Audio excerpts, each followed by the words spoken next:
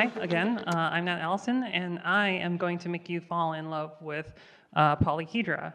So to start off, does anyone remember this website? It seems like a lot of people do. For those of you who don't, this is a site called Cool Math for Kids that appropriately tries to make math cool for kids through lessons and interactive tools and games. And when I was a kid, I totally fell for it, and I fell in love with math, and I loved going on the site and loved playing with all the games and interactive visuals that they have. In fact, I love math so much to this day that I skipped out on the first few talks at Bang Bang Con in order to go to the National Museum of Mathematics a few blocks away. So yeah, I love math, and I loved going on the site when I was a kid, but among all the numbers and graphs and equations that they had, there was something that held a special place in my heart, and it's these shapes called polyhedra. So for those of you who didn't pay attention during geometry class, polyhedron is a solid in 3 dimensions with flat faces, straight edges, and sharp corners or vertices. So for examples, these are the platonic solids, which a lot of you may know. They're considered some of the most beautiful and like pure polyhedra because they only have one type of face and they're really symmetric.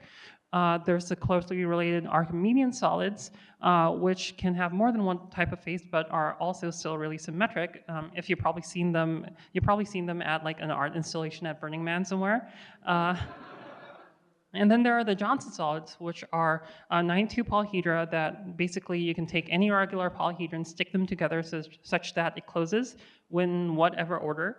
And these encompass things from as simple as square pyramids, like this pyramid, to a triangular hebesphenorotunda.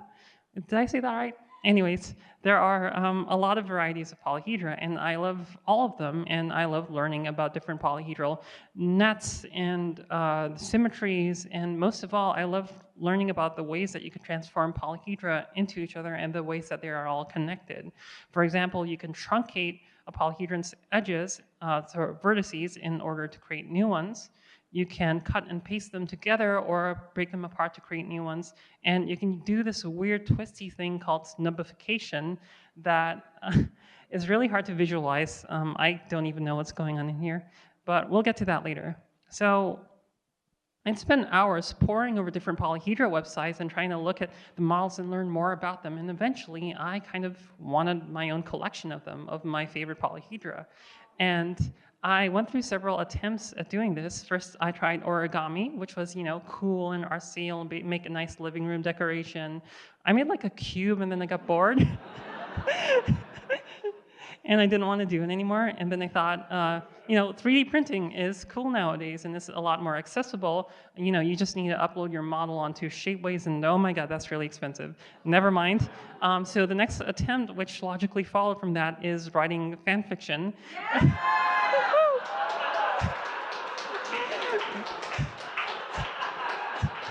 which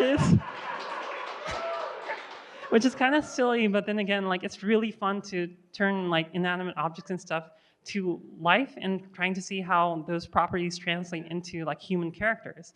But eventually I thought of different kind of easier way to share my love for polyhedra, which was, coding.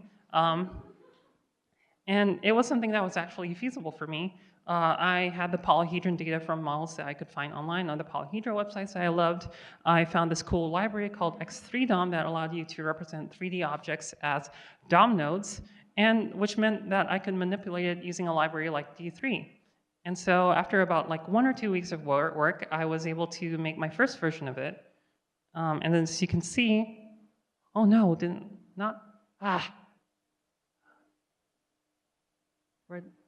we go. There we go. Here's the first version. It's very like bootstrappy because I didn't know how to design back then. You can look at different polyhedra, the Archimedean solids, your pyramids, the triangular hebespheno whatevers, and so that was kind of it. I had my collection. I showed it to a couple of friends and thought that I could move on to cooler projects like neural networks or whatever, but I was still unsatisfied and kept coming back to it. Like I redid it in React, added new features like a config panel, but I still felt something was missing. I went back to my old Polyhedra websites thinking like, what new thing can I add? Why is this not satisfying for me? I went back to writing fan fiction for whatever reason. But that's neither here or there.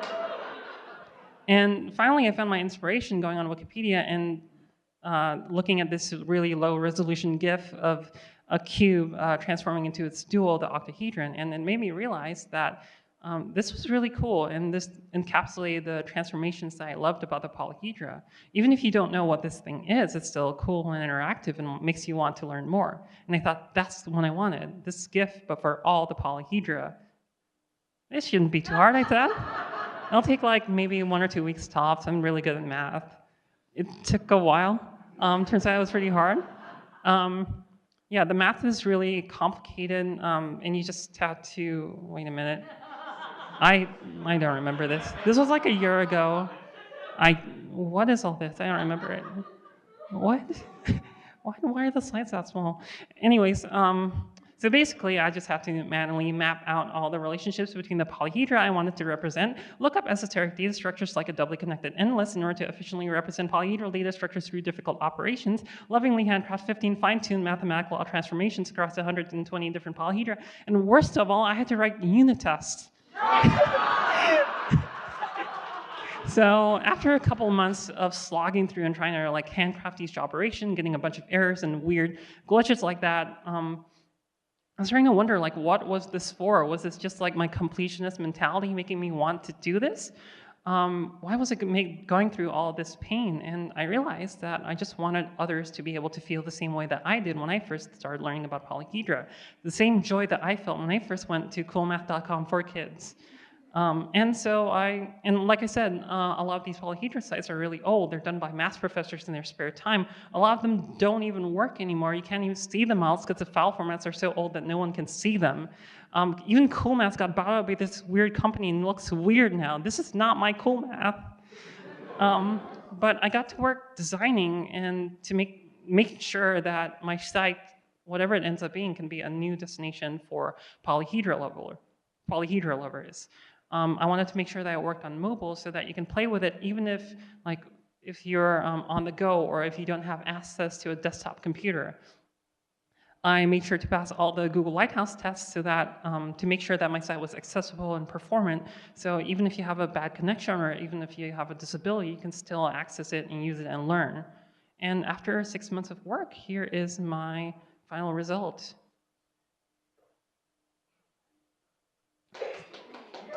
So here's a cool little starter page.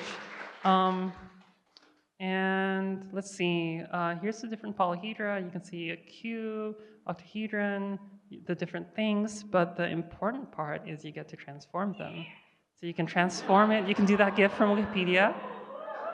You can truncate them, move them back out. You can add vertices, remove vertices, and remember that snubbification thing?